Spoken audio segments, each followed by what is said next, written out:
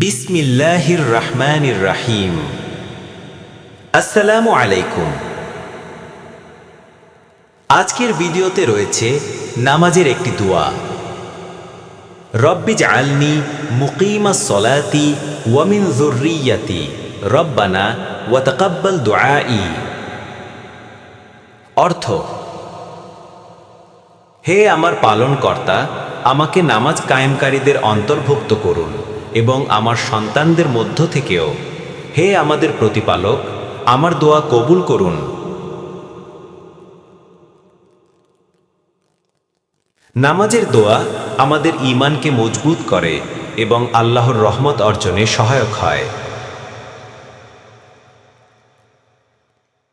ভাই ও বোনেরা, দয়া করে সাবস্ক্রাইব করবেন, একটা লাইক করবেন, কমেন্ট করবেন এবং শেয়ার করবেন।